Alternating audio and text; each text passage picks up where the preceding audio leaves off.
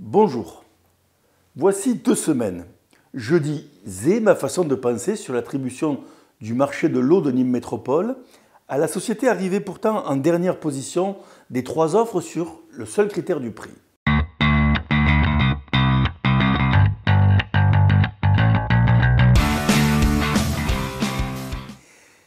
Les citoyens que nous sommes sont en effet en droit de s'interroger et d'interroger leurs élus sur les raisons qui les ont conduits, et notamment les membres de la commission d'appel d'offres, à ne pas considérer les conséquences économiques du rejet de l'offre, pourtant parvenue en tête en matière de prix. Il va sans dire, mais c'est toujours mieux en le disant, que je n'ai à titre personnel aucune raison de privilégier l'une ou l'autre des sociétés en concurrence sur ce marché, car, et même pour tout vous dire, je ne suis pas loin de penser que le retour en régie pourrait avoir des vertus qu'il conviendrait de ne pas négliger. Néanmoins, un citoyen responsable et particulièrement sensible à tout ce qui a trait au développement économique de notre territoire, je tiens à rappeler ceci. Vous le savez désormais, seuls 100 des 350 salariés SOR présents sur l'agglomération sont concernés par le transfert du contrat de SOR vers Veolia.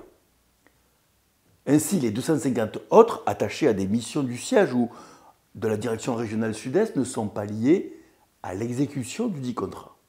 Il va donc de soi que ces emplois seront progressivement redéployés sur le territoire français, des territoires clients du groupe SOR. Cela mettra ainsi un terme à 50 ans d'histoire SOR à Nîmes, et comme vous me direz, toutes les histoires ont une fin et celle-ci n'échappera visiblement pas à la règle. Désormais, il convient de mesurer l'impact économique pour notre territoire déjà fragilisé de cette mise à l'écart de la SOR sur ce marché. C'est donc simple.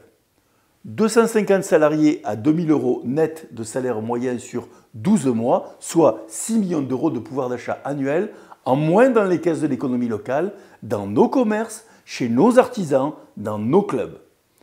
Et si on rapporte cette somme à la durée du marché d'affermage de l'eau qui est de 8 ans, le manque à gagner pour notre économie s'élève alors à 48 millions d'euros. Et oui, pour compenser cette perte, il faudrait compenser les emplois perdus de la SOR, par exemple, par d'autres emplois. On peut toujours se prendre à rêver que Veolia s'engage à délocaliser 250 salariés de son siège parisien. Mais ce n'est pas ma façon de voir les choses. Bien entendu, il n'est pas question pour les élus de l'agglo, notamment ceux siégeant dans la commission d'appel d'offres, de céder à un quelconque chantage à l'emploi de la part de quiconque.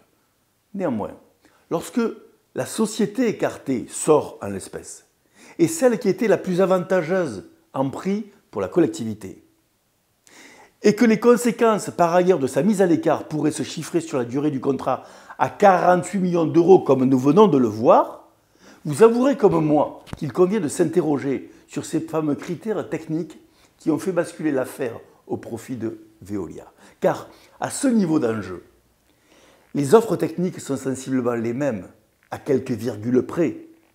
SOR, Veolia et Suez sont les 3 majors du secteur de l'eau. Ils se retrouvent régulièrement en concurrence sur de nombreux marchés et se débauchent d'ailleurs les uns les autres, leurs cadres.